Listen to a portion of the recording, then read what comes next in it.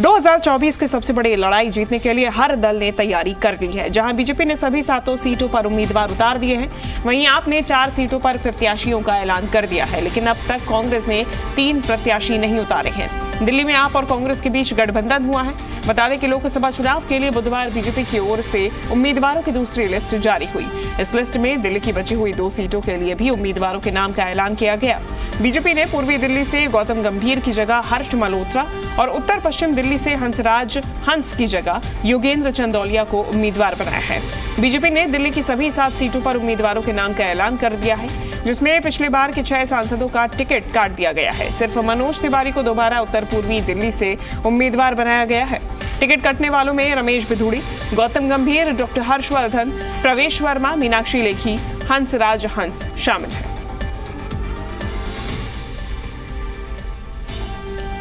तो दिल्ली में 7 की जंग, बता दें कि दिल्ली की ये जो 7 सीटें हैं बेहद ही महत्वपूर्ण है। हालांकि बीजेपी को पूरा विश्वास है कि इन 7 सीटों पर एक बार फिर से विजय हासिल करेगी। और दूसरी तरफ कांग्रेस की तरफ से अब तक 3 सीटों के नामों के ऐलान नहीं किए गए हैं। आम आदमी पार्टी, जिसके साथ कांग्रेस का गठबंधन है, उसकी तरफ से अपने 4 प्रत्याशियों के नामों का ऐलान कर दिया गया है। ये आम आदमी पार्टी के प्रत्याशी अब जमीनी स्तर पर भी दिखाई देने लगे हैं। दूसरी तरफ बीजेपी की भी बात करें तो बीजेपी के भी तमाम प्रत्याशी लगातार लोगों के बीच जा रहे हैं, दिखाई दे रहे हैं।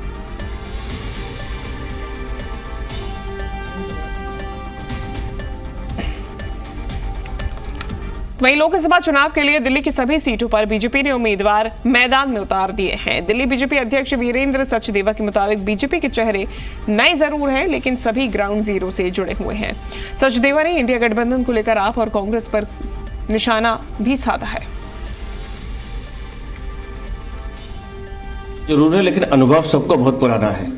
हमारे जितने भी उम्मीदवार हैं, ये सब सामाजिक और जनता से जुड़े हुए राजनीतिक कार्यकर्ता हैं।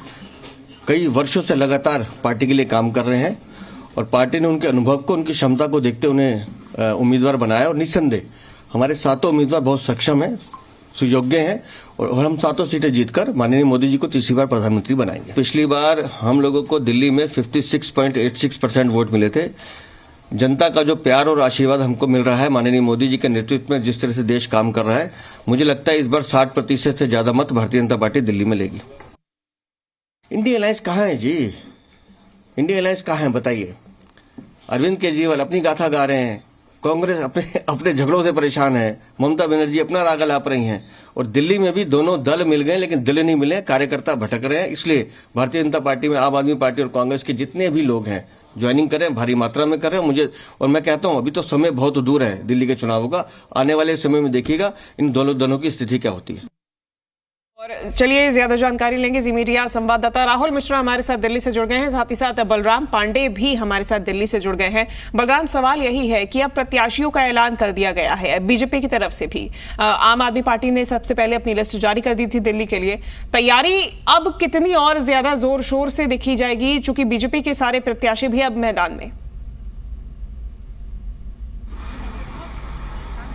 बिल्कुल, देखिए, भारतीय जनता पार्टी ने अपने 7 प्रत्याशियों की घोषणा कर दी है। अगर हम इंडिया गठबंधन के तहत उम्मीदवारों की बात करें तो आम आदमी पार्टी को 4 सीटें दी गई हैं और कांग्रेस के पास 3 सीटें हैं। आम आदमी पार्टी ने सबसे पहले अपने 4 उम्मीदवारों की घोषणा की थी। हालांकि कांग्रेस ने अभी 3 सीटों पर अपने उम्मीदवार नहीं उतारे हैं। अगर हम आम आदमी पार्टी की बात करें तो नई दिल्ली से आम आदमी पार्टी ने सोमनाथ भारती को मौका दिया है। वो मौजूदा विधायक हैं और पूर्व मंत्री भी रहे हैं दिल्ली के। इसके अलावा अगर हम साउथ दिल्ली की बात करें तो यहाँ से सही राम पहलवान को मौका दिया गया है। ये मौजूदा विधायक हैं और अपने क्षेत्र में लगातार ये काम करते हैं, जनता के बीच में रहते हैं, इसलिए पार्टी ने इन्हें लोकसभा में उम्मीदवार चुना है। इसके अलावा अगर हम वेस्ट दिल्ली की बात करें तो महावल मिश्रा एक बड़ा नाम है। पहले भी ये सांसद रह चुके हैं, कांग्रेस के एक गद्दावर नेता थे, लेकिन अब ये आम आदमी पार्टी में शामिल हुए हैं और आम आदमी पार्टी ने इन्हें वेस्ट दिल्ली से अपना उम्मीदवार घोषित किया है। और माना जा रहा है कि इंडिया गठबंधन के तहत जब आम आदमी पार्टी और कांग्रेस मिलकर के चुनाव लड़ रही है तो इसका फायदा महावल मिश्रा को जरूर मिलेगा। इसके अलावा अगर हम ईस्ट दिल्ली की बात करें तो ईस्ट दिल्ली भले ही सामान्य सीट हो, लेकिन यहाँ से आम आदमी पार्टी ने एक दलित चेहरे को मौका दिया है और जो आम आदमी पार्टी के विधायक हैं कुलदीप कुमार, उन्हें यहां से चुनाव मैदान में उतारा है। तो यानी कुल मिला के ये कह सकते हैं कि आम आदमी पार्टी ने अपने पत्ते खोल दिए हैं और सभी उम्मीदवारों का ऐलान कर दिया है। हालांकि कांग्रेस की अभी लिस्ट नहीं आई है, कांग्रेस के पास 3 सीटें हैं और उम्मीद है कि जल्द ही कांग्रेस भी अपने प्रत्याशियों की घोषणा करेगी। बात की जो लड़ाई कही जा रही है कि बीजेपी के सामने जो इंडिया गठबंधन के उम्मीदवार हैं वो चुनाव मैदान में होंगे, तो ऐसे में आम जनता भी ये डिसाइड करने में सहूलियत महसूस करेगी कि आखिरकार वो किसके साथ जाए, बीजेपी के साथ जाए या फिर इंडिया गठबंधन के साथ जाए। क्योंकि पहले होता था कि अगर कोई बीजेपी से नाराज है तो वो कांग्रेस को भी वोट दे देता था, आम आदमी पार्टी को भी दे देता था और जो अन्य दल होते थे उन्हें दे देता था। लेकिन अब जो विपक्षी दल हैं उन्होंने मिलकर के एक गठबंधन बनाया है, इंडिया गठबंधन, और उसी के तहत आप देखिए चाहे दिल्ली हो, चाहे हरियाणा हो, चाहे गुजरात हो, चाहे गोवा हो या फिर अन्य राज्य हो, वहां पर आप देखिए सभी दल मिलकर के चुनाव लड़ रहे हैं। और खास तौर से अगर हम आम आदमी पार्टी और कांग्रेस की बात करें तो दोनों गठबंधन के तहत चुनाव लड़ रहे हैं। सिर्फ पंजाब में आम आदमी पार्टी अकेले चुनाव लड़ रही है। और आपको बता दें कि आज आम आदमी पार्टी ने पंजाब में अपनी पहली लिस्ट उम्मीदवारों की जारी की है, जिसमें 8 उम्मीदवारों का ऐलान किया गया है। लेकिन सबसे बड़ी बात यह है कि जिन 8 उम्मीदवारों की लिस्ट जारी की गई है उसमें से 5 जो मौजूदा मंत्री हैं पंजाब सरकार में, उन्हें लोकसभा का टिकट दिया गया है, यानी उन्हें उम्मीदवार बनाया गया है। स्वास्थ्य मंत्री खुद पटियाला से चुनाव लड़ रहे हैं, डॉक्टर बलबीर सिंह।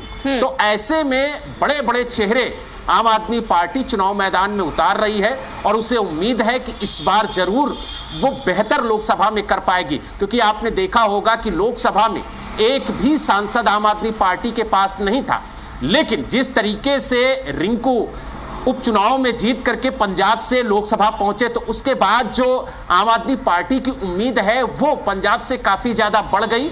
और यही वजह है कि आपने देखा होगा कि आम आदमी पार्टी ने 13 की 13 सीटों पर अकेले ही चुनाव लड़ने का मन बनाया।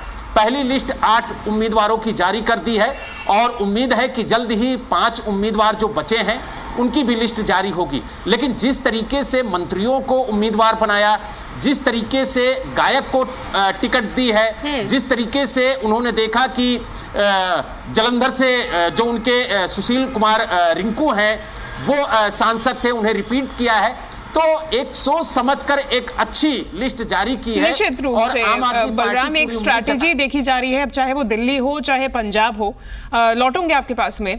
राहुल, बात अगर हम बीजेपी की करें, केवल एक नाम रिपीट होता हुआ मनोज तिवारी का, बाकी 6 लोगों को नया मौका दिया गया है। ये नए चेहरे हैं जो कि सामने उतारे गए हैं। क्या कुछ पैरामीटर्स रहे हैं और क्या नवीनीकरण देखा जा सकता है इनके प्रचार प्रसार में? क्या कुछ बीजेपी के लिए ये नया ला सकते हैं?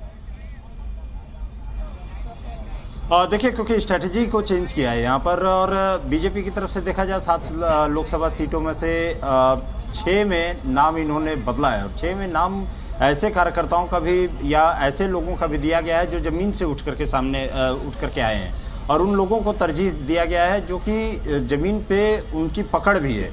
ऐसे लोगों को यहाँ पर दिया गया है। कई एक ऐसे नाम थे जिनको कि हेवी वेट भी खास तौर पे यदि बात किया जाए, उन लोगों को यहाँ पर पत्ते उनके काटे गए हैं, चाहे वो रमेश बिदुड़ी हो, चाहे परेश वर्मा हो, चाहे हर्षवर्धन, डॉक्टर हर्षवर्धन हो। इन सभी लोगों का नाम यहाँ, मीनाक्षी लेखी हो, इन लोगों का नाम काटा गया। केवल एक मनोज तिवारी ऐसे थे जिन्होंने अपने नाम को या अपने आप को वहाँ पर रिटेन कर पाए। मनोज तिवारी वहाँ इस बार भी चुनाव लड़ रहे हैं। लेकिन इसमें क्योंकि स्ट्रेटेजी चेंज किया गया है, स्ट्रेटेजी उसके पीछे कारण भी था, क्योंकि बीजेपी को जिस तरीके से जानकारी मिली थी और यह जो पूरा इंटरनल सर्वे कराया गया था, इंटरनल सर्वे में इन सभी जो सांसद थे, इन सांसदों को लेकर के कहीं सीधे तौर पे जनता के बीच में एक निगेटिव इमेज जरूर जा रहा था। निगेटिव इमेज गया हुआ था कि कोई एक ऐसे सांसद थे जिनका कि ये इमेज था कि वो कार्यकर्ताओं से रूखे तरीके से मिलते हैं या उनका जो अड़ियल स्वभाव रहा है उस वजह से उनकी टिकट कटी। तो किसी का एज फैक्टर भी रहा या किसी का कोरोना काल में किए गए काम को लेकर के भी वहां पर उनका टिकट कटा। तो कई ऐसे सांसद जिनके थे रिपोर्ट कार्ड देखने के बाद, क्योंकि इंटरनल सर्वे बीजेपी कराती है, इंटरनल सर्वे एक इंटरनल सर्वे एजेंसी के द्वारा इनके होता है, एक आरएसएस का इंटरनल सर्वे होता है, तो कई एक संगठन से भी जो कार्यकर्ता हैं उनसे भी फीडबैक इनके लेकर के और उनका सभी का निचोड़ निकालते हुए ही बीजेपी ने यहाँ पर 6 लोगों को बदला है। 6 जो उम्मीदवार थे इनको बदला है। दूसरी बात, एक और चीज़ बता दूं कि सबसे बड़ी चीज़ है कि कांग्रेस का भी देखना जरूरी होगा। कांग्रेस की 3 सीटें अभी बाकी हैं। कांग्रेस का इंतजार सभी को है कि आखिर में कांग्रेस कब अपनी सीटों का ऐलान करती है। यहाँ जब सीईसी की पहली बैठक जब हुई थी, तो सीईसी की बैठक में ही जो सोर्सेज बताते हैं कि सीईसी की पहली बैठक में ही डिसाइड दे दिया गया था, आला कमान को ये पूरा का पूरा अधिकार दे दिया गया था कि वो नामों का यहाँ पर ऐलान करें। क्योंकि सबसे बड़ा पेच यदि कहा जाए कि 2 खास तौर पे 3 में से 2 ऐसी जगह हैं जहाँ पे पेच फंसा हुआ है, जिसमें नॉर्थ वेस्ट है और उसके साथ ही साथ चांदनी चौक है, जिन पे कि तकरीबन चांदनी चौक की यदि बात करें तो 4 से 5 ऐसे उम्मीदवार हैं जो हेवी वेट उम्मीदवार हैं जिन नाम आगे चल रहा है। अब यहाँ पर पूरा कहा जाए कि सीईसी की बैठक में ये डिसाइड जो हुआ था कि यहाँ जो आला कमान है वो अब डिसाइड करेगा। तो ये उम्मीद जरूर किया जा रहा है कि जल्द ही कांग्रेस की तरफ से जो 3 सीटें हैं उन 3 सीटों का नामों का यहाँ पर ऐलान कर दिया जाएगा। क्योंकि सबसे जरूरी एक बड़ी चीज़ है कि जो INDIA गठबंधन है, INDIA गठबंधन, क्योंकि दोनों गठबंधन साथ में चल रहे हैं और इसमें एक कॉमन स्ट्रेटजी के तहत इनको अब प्रोग्राम बनाना होगा चुनाव के मैदान में जाने के लिए। अब यहाँ क्योंकि जब कांग्रेस के अभी उम्मीदवार यहाँ पर ऐलान नहीं किए गए हैं, तो आप उतना पैनापन नहीं आ पाएगा, आपके प्रचार प्रसार में पैनापन नहीं आ पाएगा। और उस पैनापन की जरूरत यहाँ पर है भी, क्योंकि यदि बीजेपी की तरफ से बात किया जाए, बीजेपी ने पहले से ही कैंडिडेट उतार दिया है और यदि कैंडिडेट आप पहले से उतार देते हैं तो उनके पास एक्स्ट्रा माइलेज रहता है जनता के बीच में जाने के लिए, जनता से मुलाकात करने के लिए, अपने बारे में बताने के लिए, जनता को अपनी खूबियां बताने के लिए और उनकी परेशानियां उनसे 1-to-1 होने के लिए यदि कहा जाए तो उनको काफी ज्यादा समय मिल जाता है। तो इसलिए अब कांग्रेस को इंतजार करना होगा कि कांग्रेस कितनी जल्दी यहाँ पर अपने सीटों का ऐलान यहाँ पर करती है। 3 सीटें हैं उनकी, 3 सीटों का कब यहाँ पर ऐलान किया जाता है। जी निश्चित रूप से राहुल, और ये अब देखने वाली बात होगी कि क्या कोई समीकरण बदलता है कांग्रेस के नामों के ऐलान के बाद में, या फिर जो प्रबल दावेदारी आम आदमी पार्टी के प्रत्याशियों की तरफ से, बीजेपी के प्रत्याशियों की तरफ से दिखाई जा रही है, वही बरकरार रहती है। फिलहाल धन्यवाद आप दोनों का तमाम जानकारी हम तक पहुंचाने के लिए।